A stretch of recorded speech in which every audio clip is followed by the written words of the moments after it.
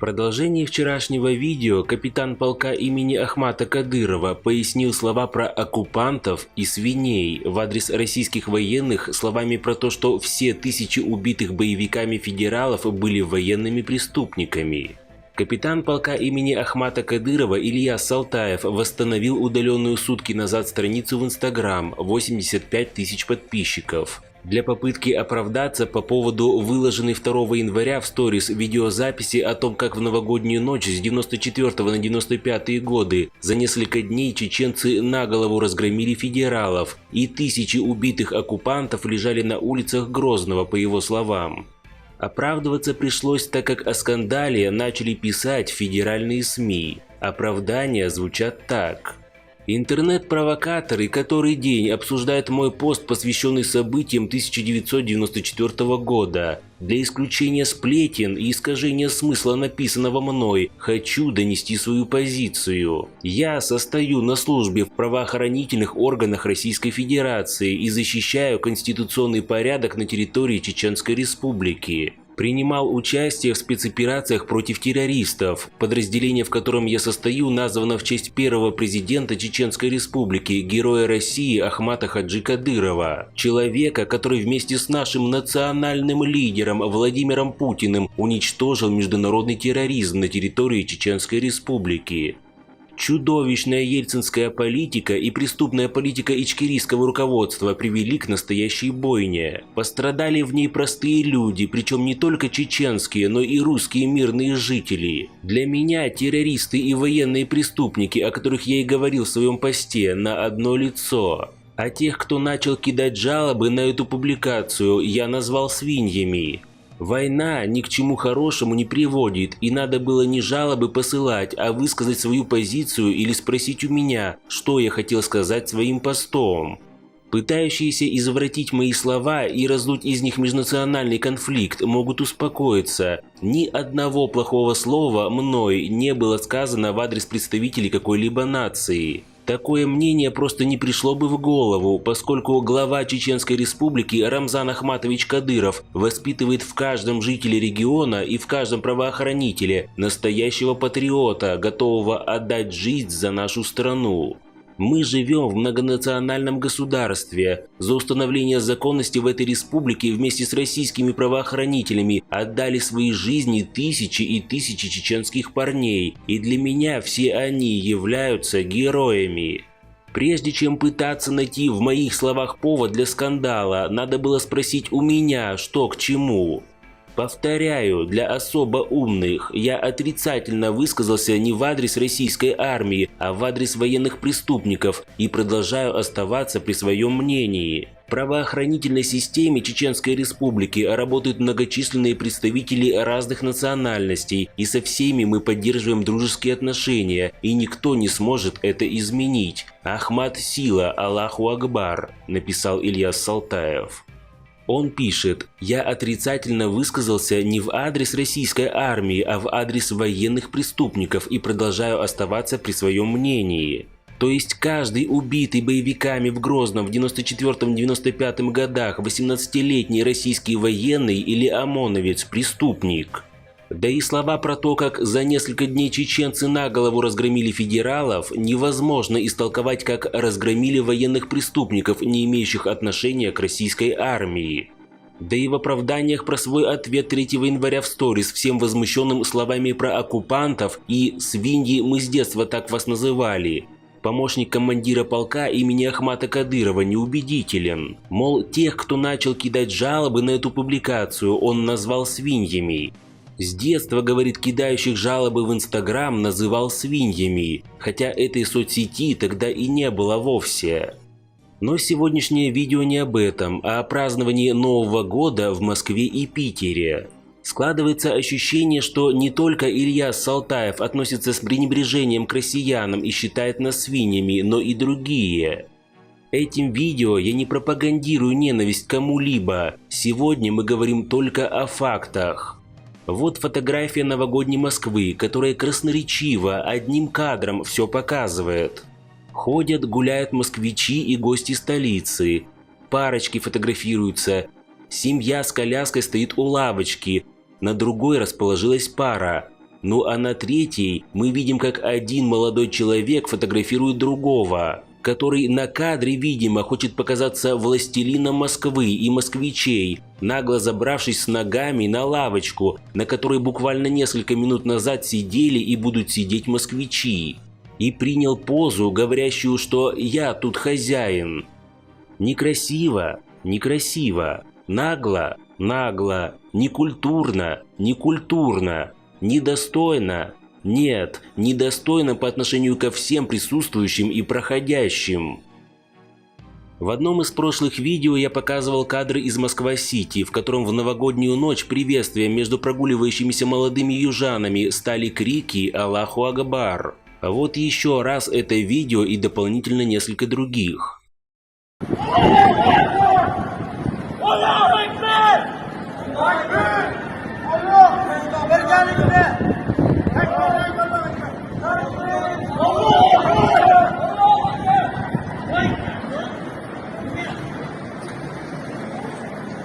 Москва первопрестольная, блядь. Мой адрес не дом и не улица. Мой адрес сегодня такой. Вова Ленинград, ескб.ру.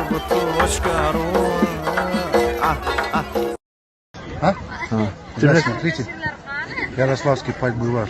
Ни одного русского нет, смотрите, все наши. Ни одного русского. Подожди, иди сюда. Иди туда, смотри. Покажи все. Ни одного русского человека нету. Включая и я тоже. Смотри, вот туда смотри. Все дагестанцы, таджики, азербайджанцы, ингуши, чеченцы, все. Все наши. Где русские? Так, пришли на Красную площадь. Москва. Не видно ни одного русского. Из русских один я, белорус. Остальные все наши азиаты и кавказцы.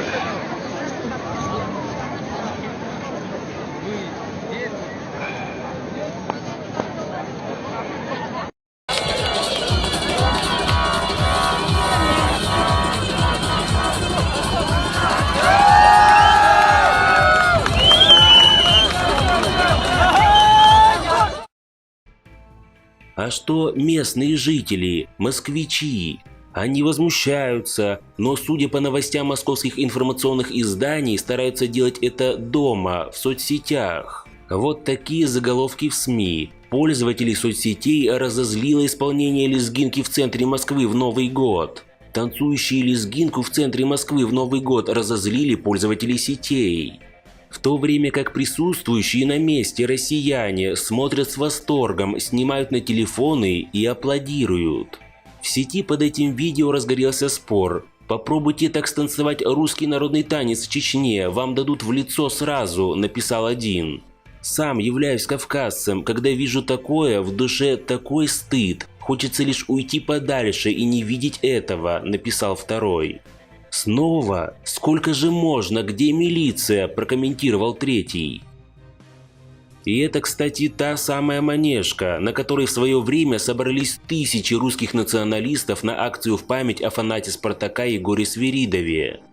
Прошло 12 лет. Националистов после подавления путинским режимом не осталось, зато осталось вот такое поведение некоторых южан. При этом Собянину и Путину нужно еще больше мусульман в Москве и в России. Да и ладно с этими танцами, но в новогоднюю ночь были и другие случаи. То некоторые трудовые мигранты прямо во дворах жилых домов режут барана к новогоднему столу, то один мигрант чуть не изнасиловал женщину в новогоднюю ночь и так далее. Один из российских политиков, Игорь Скурлатов, рассказал в своем телеграм-канале, как прошла новогодняя ночь в Москве. Он написал: в целом ситуация характеризовалась двумя факторами. Первый. Власти испугались и запретили проход на Красную площадь людям, начиная с 17 часов 31 декабря 2021 года.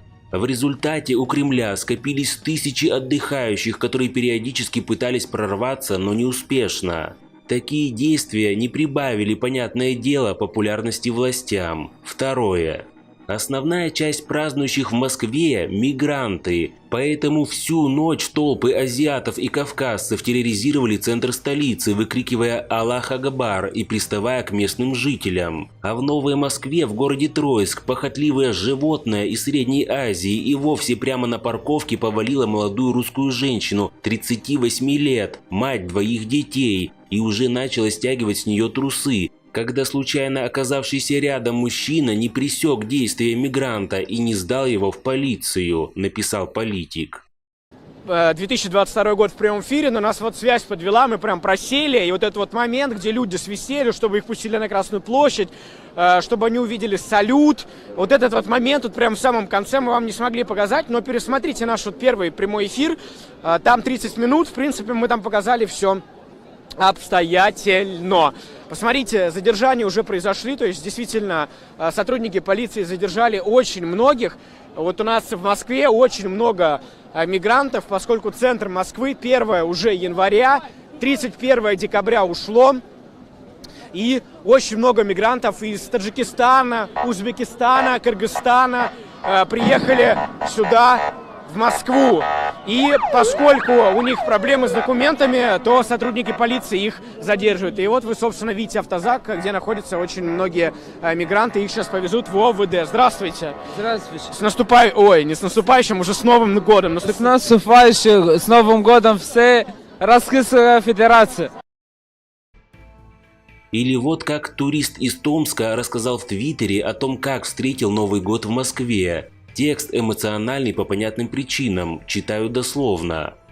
Мы с женой думали отпраздновать в центре с ее друзьями. Выбор изначально пал на Зарядье, но когда мы приехали на Китай-город, выяснилось, что и Зарядье, и Красное перекрыто. Вокруг была огромная толпа. Из этой толпы, по моим скромным наблюдениям, 15% были русскими. Еще 5% иностранцы, туристы, студенты и так далее. Кем был оставшийся состав толпы, 80% ее составляющей, думаю, объяснять не надо. Мы ушли в сторону Никольской, там народа было еще больше, мигрантни и кавказцев в соотношении примерно 5 к 1, огромное количество. Была очередь за шавухой, которая состояла из вышеописанных персонажей чуть более чем полностью. Но именно на Никольской жести как таковой еще не было. Сказалось огромное количество силовиков, рядом с которыми мне впервые в жизни было спокойнее. Мы дошли до Лубянки, у ЦДМ была какая-то суета между мигрантами и полицией. На асфальте везде валялись пакетики от Насвая и спайсов, то есть огромное количество мастурбеков было обгашено. Смотря трансляции и видосы, я понял, что силовики их активно винтили, огромное им спасибо. Мы спустились в метро и зашли в вагон, там был натуральный пиздец. Станция Лубянка, примерно 21:30. На сиденье сидел мужчина, его лицо было в крови, на полу вагона также была кровь. Мы двинулись по ветке далее, на библиотеку. На Охотном менты забегали, к мужику подошли двое. У них была собака, выглядело все тревожно. Выйдя на библиотеке, я посмотрел на потерпевшего и понял, что это труп, поножовщина. В центре, мать ее, Москвы. Сказать, что мы с женой дико охуели, это не сказать ничего. Это был какой-то пиздец за гранью понимания. Забыл добавить, что для сбора с друзьями мы выбрали другое место – парк Красная Пресня рядом с Москва-Сити. На Александровском также были мигранты, но поменьше, чем снаружи, что, впрочем, не мешало дикарям вести себя как ебаные животные, плевались на перрон, орали и прочее. Видимо, для охуевших мастурбеков такое поведение давно стало нормой. Дальше мы двинулись к Выставочной, чтобы выйти на Деловом. Выйдя в молл, мы будто оказались в другой стране, в самом хуёвом смысле этого слова. Русских не было вообще. У Федерации и внутри нее сновали толпы охуевших и обгашенных мигрантов, которые помимо раскидывания мусора и испражнения на урны орали «Аллах Акбар» и «Такбир». Несколько мастурбеков были уже в говно, их под руки тащили их сородичи под те же самые такбиры. Благо, в самом парке их не было, и Новый год мы встретили спокойно. Приехали друзья, и после встречи 2022 года мы на каршеринге поехали в Люберцы. Оттуда мы с женой уехали часа в 3, доехали на такси до Выхина и сели на метро. Далее произошел пиздец. Где-то на текстильщиках зашли 4 мигранта и кинули в вагон бутылку пива. Русский парень сделал им замечание, после чего чурки начали быковать на него. Впоследствии подошел еще один мастурбек, который, к слову, сел еще на Выхина, то есть явно был не из этой компашки. Ситуация накалялась, и я решил нажать кнопку и вызвать наряд. Подошли сотрудники, разняли их, вроде все успокоились. Полицейские вышли через 2 остановки, после чего мастурбеки опять сгруппировались вокруг парня. Когда мы выходили на Китай-городе, мастурбеки настолько доебали нашего, что он выпиздывал мигрантов с вагона, но 3 смогли прорваться обратно, а поезд уже отъезжал. Не знаю, чем все закончилось. Чел, если ты это увидишь, дай знать, что все в порядке. Домой в отель добрались без эксцессов, но эти мастурбеки сегодня ночью были по всей Москве с соответствующим поведением. Видео с Москва-Сити, наверное, видели уже все. Глядя на все это, у меня возникает одно желание, чтобы всю эту шваль депортировали обратно в свои аулы. И надеюсь, в новом году будет сделано хоть что-то помимо точечных депортов особо ебших. Потому что что-то, что происходит сейчас, ведет к тому, что русские станут меньшинством. Кстати, жена за одну ночь поменяла свои относительно либеральные и толерантские взгляды касательно этих дикарей на полностью противоположные. Хоть что-то положительное, написал турист из Томска, встретивший новогоднюю ночь в Москве. Я решил загуглить, а отмечают ли вообще мусульмане праздник Новый год или нет и как к нему относятся. Вот что пишут. Каждый год перед наступлением конца декабря в дагестанском сегменте социальных сетей появляются призывы к мусульманам не отмечать Новый год. Авторы соответствующих постов и комментариев утверждают, что это языческий праздник и потому запрещен в исламе. Наиболее полно мнение противников празднования Нового года передал на своей странице в Инстаграм детский стоматолог из города Буйнакска Амаров. Он считает, что Дед Мороз в свое время почитался язычниками как божество, и поэтому правоверным мусульманам нельзя отдавать ему какие-либо почести. В другой статье написано: известно уже давно, что мусульмане не привыкли праздновать Новый год, и тому есть своя причина. Несмотря на то, что каждый год 1 января люди всего мира привыкли отмечать Новый год, есть такие государства, где праздничные огни в этот день никогда не загораются. Жители этих государств исповедуют ислам, а у мусульман данный праздник отмечать не принято.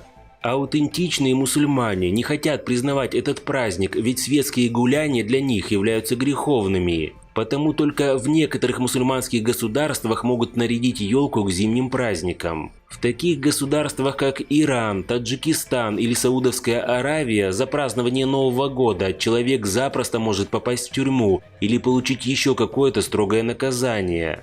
Примечательно, что в то время, когда Таджикистан входил в состав Советского Союза, тут к зимним праздникам относились хорошо.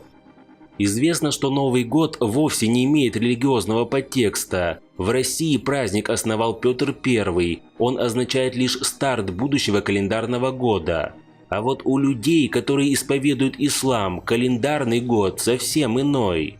Насчет новогоднего торжества настоящие приверженцы Корана очень негативно настроены. А вот как к Новому году относятся современные мусульмане? Сейчас мусульмане, особенно те, что разлетелись по миру, просят у своих высших сил послаблений. В Коране не существует четких указаний о том, что мусульманам нельзя отмечать светские гуляния. А ведь Новый год считается очень ярким и красивым праздником, потому мусульманам не хочется оставаться в стороне. Сейчас мусульмане, особенно люди юного поколения, часто не любят слушать своих родителей и придерживаться их указаниям. Они развлекаются и веселятся в новогоднюю ночь вместе со всеми. В исламе все праздники обращены к Аллаху. Остальные же, которые популярны в иных государствах, пришли, как считают мусульмане, из язычества или христианства. Поэтому религия их не приветствует. Новый год мусульманским праздником не является. Вот такая информация про празднование Нового года мусульманами опубликована в интернете. А вывод этой статьи констатируется такой. В реальности новогодние праздники не виновны в том, что верующие люди могут потерять свое достоинство. Можно погулять на праздник вполне прилично, без алкоголя и разврата. Просто повеселиться и пообщаться с друзьями, ведь именно для этого и существуют праздники.